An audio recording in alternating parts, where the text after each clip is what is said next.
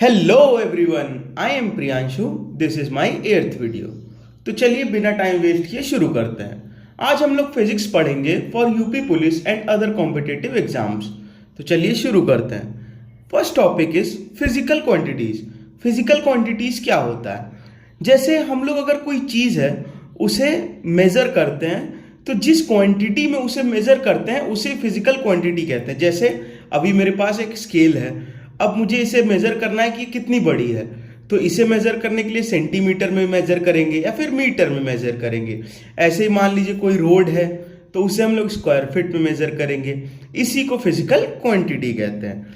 Physical quantity दो parts में divided है, scalar quantity and vector quantity. पहले बात करते हैं स्केलर क्वांटिटी की। डेफिनेशन की बात करें तो physical quantities which have magnitude only is called scalar quantity.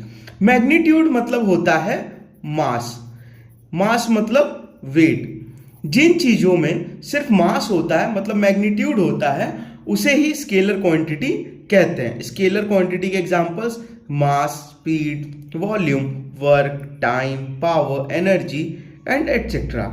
अब स्केलर क्वांटिटी के एग्जांपल्स में ले लाइक मास। मास को हम लोग किलोग्राम में मेजर कर रहे हैं 5 kg, temperature 20 degree Celsius, speed 60 kilometre per hour, distance 10 metre, time 30 second and volume 2 litres. तो ये सारे हैं फिजिकल क्वांटिटीज। तो चलिए आगे बढ़ते हैं और बात करते हैं वेक्टर क्वांटिटीज की। Physical quantities which have magnitude and direction both is called vector quantity. मतलब वो क्वांटिटीज जिसमें मैग्नीट्यूड और डायरेक्शन मतलब मास और वो किस डायरेक्शन में है ये भी हो उसे वेक्टर क्वांटिटी कहते हैं। Example displacement, velocity, acceleration, force, momentum, torque and etcetera. Example लेते हैं वेलोसिटी। वेलोसिटी में स्पीड इन गिवन डायरेक्शन मतलब किस डायरेक्शन में कितनी स्पीड है, like 10 metre per second in north direction. Force a push or pull in a specific direction. Example 5 newton down मतलब हम लोग किसी ऑब्जेक्ट को पुश कर रहे हैं नीचे की तरफ और उसमें फोर्स लगा रहे हैं 5 न्यूटन का। Next is displacement, change in position. Like कोई ऑब्जेक्ट कहीं पे है फिर उसे कहीं और ले जाते हैं, जैसे 3 किलोमीटर ईस्ट की डायरेक्शन में उसे बढ़ा दिया, तो ये हो गया डिस्प्लेसमेंट। इसी तरीके से acceleration, rate of change of velocity and field quantities, magnetic and electric fields. तो चलिए आगे बढ़ते हैं और इसी में बात करते हैं common vector quantities in physics. Quantity and description मतलब ये वो वेक्टर क्वांटिटीज हैं जो जनरली फिजिक्स में बोली जाती हैं या आमतौर पे यूज की जाती है। First is displacement. डिस्प्लेसमेंट क्या होता है? The change in position incorporating distance and direction मतलब पोजीशन में चेंज होना और कितनी डिस्टेंस वो बढ़ी है और किस डायरेक्शन में बढ़ी है। Velocity rate of change of position होता है। Acceleration the rate of change of velocity.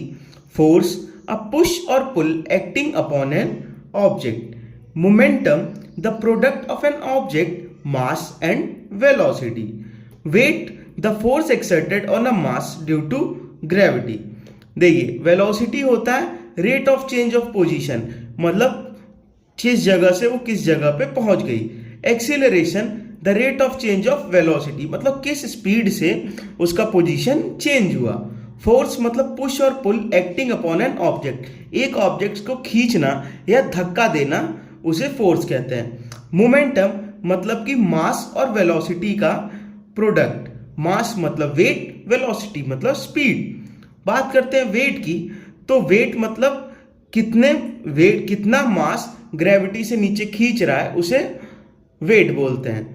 Electric fields मतलब electric force per unit charge. बात करते हैं यूनिट्स की। यूनिट की डेफिनेशन होती है a definite amount of physical quantity is taken as a standard unit मतलब कि किसी क्वांटिटी को हम लोग किस यूनिट में मेजर करते हैं। आप चाहे तो इसका स्क्रीनशॉट ले सकते हैं। बात करते हैं क्वांटिटी की, लाइक लेंथ को हम लोग मीटर में मेजर करते हैं, टाइम को सेकेंड में, मास को किलोग्राम में, एरिया को स्क्वायर मीटर, वॉल्यूम को क्यूबिक मीटर, वेलोसिटी को मीटर पर सेकेंड, एक्सीलरेशन को metre per second square, density kilogram metre cube, momentum को किलोग्राम मीटर सेकेंड, वर्क को जूल में, एनर्जी को भी जूल में, force newton, torque newton per metre, pressure को पास्कल और न्यूटन स्क्वायर मीटर। प्रेशर मतलब आप जब कभी हवा भरवाने जाते होंगे तो आप देखते होंगे कि वो 40 या फिर 35 भरता है, तो उसी को 30p या 35p बोलते हैं।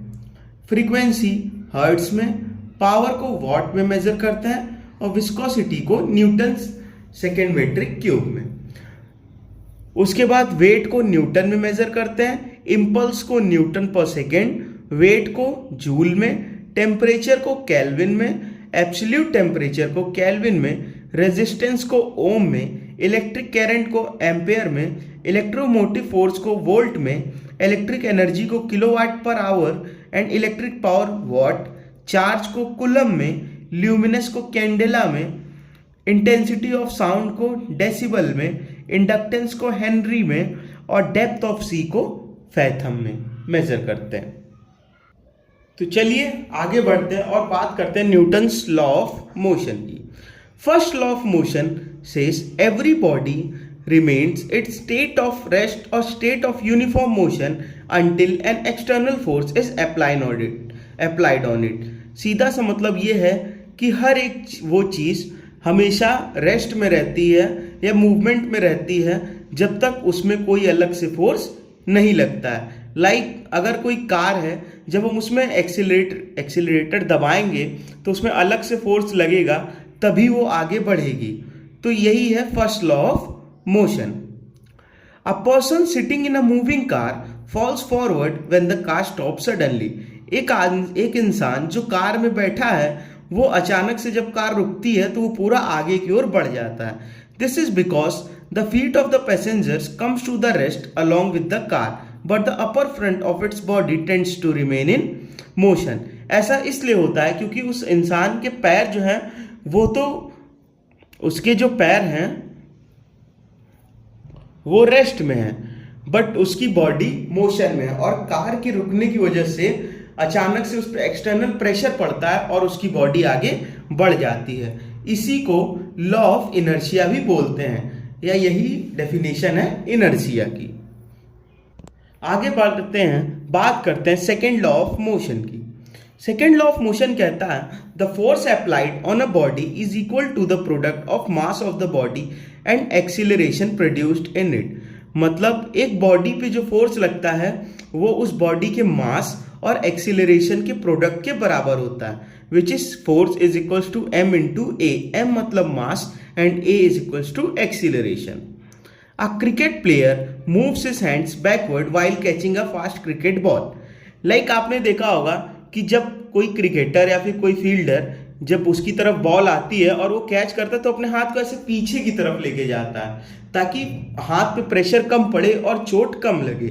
इसी को सेकेंड लॉ ऑफ मोशन कहते हैं। During athletics meet athletes doing high jump and long jump land on foam or heap of sand to decrease the force on a body and the landing is comfortable. Athletics में जब लोग long jump या high jump करते हैं तो वो jump करते समय या तो किसी गद्दे टाइप ऑब्जेक्ट पे कूदते हैं या तो सैंड पे कूदते हैं, क्योंकि वो ग्रेविटी को टैकल करते हैं ताकि उनको लैंडिंग कंफर्टेबल हो और उसमें चोट न लगे। इसके एग्जांपल्स की बात करें तो pushing a car, it takes more force to accelerate a heavy car than a light car. अगर हम लोग को कोई कार को फोर्स लगाना है मतलब पुश करना है तो अगर वो हल्की होगी तो हमें उस पर कम प्रेशर लगाना पड़ेगा और भारी होगी तो ज्यादा प्रेशर लगाना पड़ेगा। A baseball pitcher can throw a baseball faster than a heavy cannon ball because the cannon ball has more mass and require more force to accelerate। एक बेसबॉल पिचर बेसबॉल की बॉल को cannon ball से तेज फेंक सकता है क्योंकि जो baseball वाली बॉल होती है वो उसका मास कम होता है, वेट कम होता है, इस वजह से वो ज़्यादा प्रेशर से आगे बढ़ती है। बट वहीं पे कैनन बॉल का मास ज़्यादा होता है जिसकी वजह से वो उतनी तेज नहीं आगे बढ़ पाती है।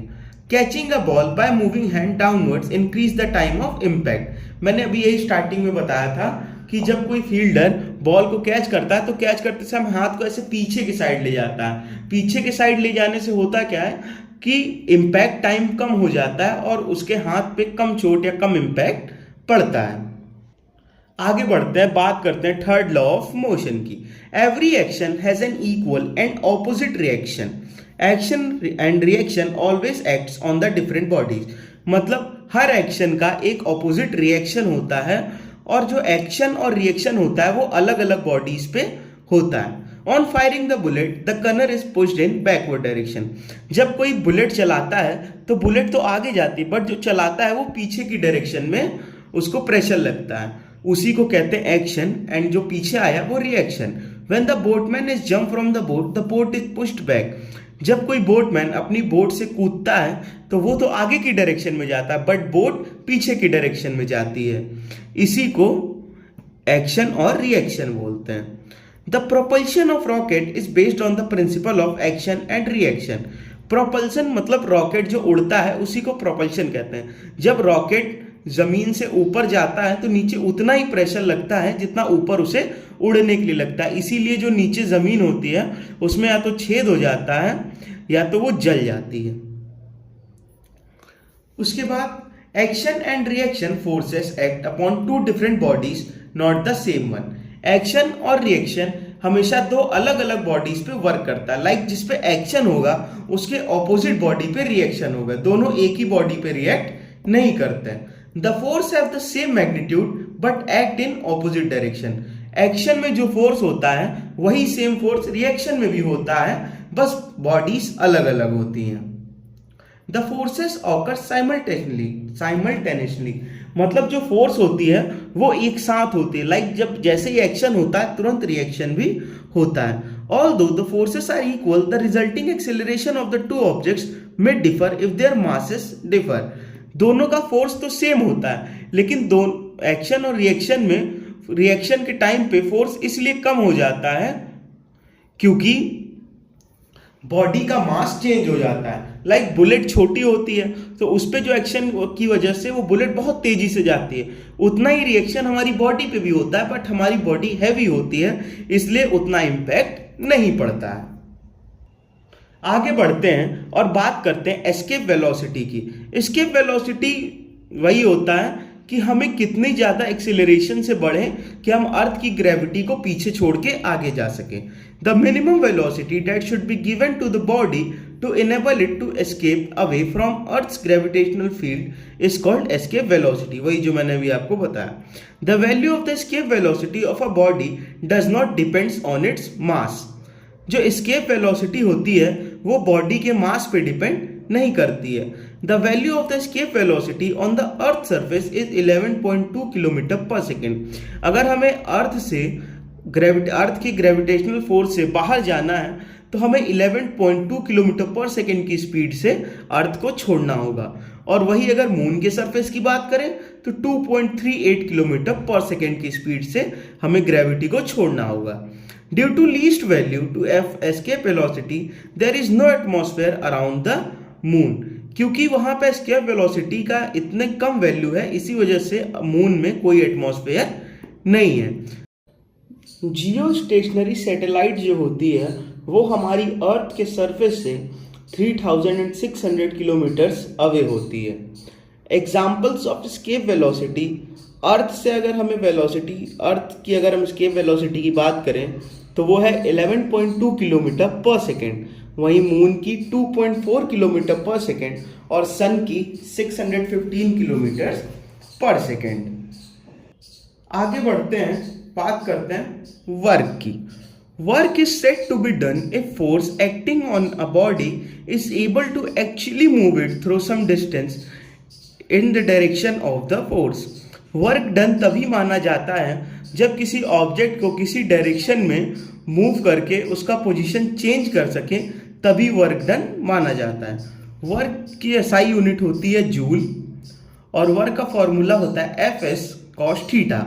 एफ मतलब फोर्स होता है, एस मतलब डिस्प्लेसमेंट और थीटा होता है वो एंगल होता है फोर्स और डिस्प्लेसमेंट के बीच का। If theta is less than 90 degree, अगर थीटा की वैल्यू 90 डिग्री से कम होती है तो वर्क की वैल्यू नेगेटिव में होती है। अगर थीटा की वैल्यू 90 डिग्री से ज्यादा होती है तो वर्क पॉजिटिव में होता है, और अगर थीटा 90 डिग्री होता है देन वर्क विल बी 0। आगे बढ़ते हैं और बात करते हैं एनर्जी की। Capacity of doing work by body is called its energy. Energy is a scalar quantity and it's SI unit is joule. मतलब वर्क करने की कैपेसिटी को ही हम लोग एनर्जी कहते हैं, और एनर्जी स्केलर क्वांटिटी है और इसकी एसआई यूनिट जूल होती है। If a coolie is carrying a load on his head, अगर एक कूली अपने सर पे कुछ वेट लेके जा रहा है और वो हॉरिजेंटल प्लेटफॉर्म मतलब ऐसे सीधे प्लेटफॉर्म पे सीधा आगे बढ़ता जा रहा है, तो theoretically he does not do any work. अगर पेपर में बात करें तो उसने कोई काम नहीं किया है, क्योंकि थीटा 90 डिग्री है और कॉस थीटा 90 डिग्री की वैल्यू होती है 0। अब force into displacement into cos theta करेंगे तो आंसर आएगा 0। मैकेनिकल एनर्जी दो तरह की होती है, kinetic energy and potential energy. पहले बात करते हैं काइनेटिक एनर्जी की। Energy possessed by a body by virtue of its motion, मतलब कोई बॉडी जब आगे बढ़ते बढ़ते एनर्जी प्रोड्यूस करती है तो उसे ही काइनेटिक एनर्जी कहते हैं। इसका फॉर्मूला होता है 1/2 mv², where m is equals to mass, v is equals to velocity. Examples में स्पीडिंग कार, कोई ऑब्जेक्ट ऊपर से नीचे गिर रहा हो, या फिर एक बुलेट जा रही हो, या फिर फ्लोइंग वाटर, ये सब एग्जाम्पल्स हैं काइनेटिक एनर्जी के। अच्छा, मैं आपको बताता हूं, आपने एवेंजर्स में एक कैरेक्टर देखा होगा ब्लैक पैंथर का, ये वाला, एक सेकेंड, ये ब्लैक पैंथर का कैरेक्टर है, ये आपने देखा होगा एवेंजर्स में। तो इसका जो ये वाला सूट है ये वाइब्रेनियम का बना होता है, और ये जो आप ऑरेंज कलर की लाइट्स देख रहे हैं ये एब्जॉर्ब करती है काइनेटिक एनर्जी को। होता क्या है कि जब कोई ऑब्जेक्ट इसको हिट करता है या फिर कोई इसे मारता है तो ये जो स्ट्रिप्स हैं ये धीरे धीरे ब्लू होने लगती हैं, क्योंकि उसमें काइनेटिक एनर्जी स्टोर हो जाती है। और जैसे ही पूरी तरीके से काइनेटिक एनर्जी स्टोर हो जाती है तो कोई ऑब्जेक्ट जब इसे हिट करता है तो ये उसकी काइनेटिक एनर्जी पूरी तरीके से रिलीज होती है और एक साथ ब्लास्ट हो जाता है, जिससे सामने कई सारे लोग एक साथ घायल हो जाते हैं। तो इसका सूट भी एग्जाम्पल है काइनेटिक एनर्जी का। ये जो आप ऑरेंज देख रहे हैं, जब काइनेटिक एनर्जी इसमें स्टोर होती है तो ये ब्लू हो जाता है। इसका सूट वाइब्रेनियम का बना होता है। तो ये तो एक एग्जाम्पल है सिर्फ काइनेटिक एनर्जी का। बात करते हैं पोटेंशियल एनर्जी की। The capacity of doing work developed in a body due to its position, मतलब किसी बॉडी की पोजीशन की वजह से उसमें कोई वर्क डन हो, उसे ही पोटेंशियल एनर्जी कहते हैं। इसका फॉर्मूला होता है mgh, m मतलब मास, g मतलब एक्सेलरेशन ड्यू टू ग्रेविटी, और h मतलब हाइट। एग्जाम्पल के, a ball held high above the ground, अगर हम लोग किसी बॉल को किसी बिल्डिंग के सेकेंड फ्लोर या थर्ड फ्लोर से नीचे ड्रॉप करें तो वर्क हमने किया नहीं है, बट वो अपने आप हो गया ड्यू टू ग्रेविटी। इसी तरीके से एक स्ट्रेच रबर बैंड, जब लोग रबर बैंड को स्ट्रेच करेंगे तो हम उसे जब छोड़ेंगे तो वो तेजी से आगे बढ़ेगी। हमने इसमें कोई वर्क किया नहीं, बट वो अपने आप हो गया। A pendulum at its high point, water stored behind the dam. The sum of all kinds of energy in an isolated system remains constant, मतलब कि अगर कोई आइसोलेटेड सिस्टम है जहाँ पे ना एयर है ना कुछ है, वहाँ पे अगर हम लोग एनर्जी लें तो वो कोई भी एनर्जी हो उसका सम हमेशा कांस्टेंट ही होता है। इसी को law of conservation of energy कहते हैं। सिंपल वर्ड्स में बात करें तो energy can neither be created and nor be destroyed, मतलब कि ना एनर्जी बनती है और न खत्म होती है, but it can only change in one form to another, वो बस सिर्फ एक फॉर्म से दूसरे फॉर्म में चेंज होती है, उसे ही एनर्जी बोलते हैं।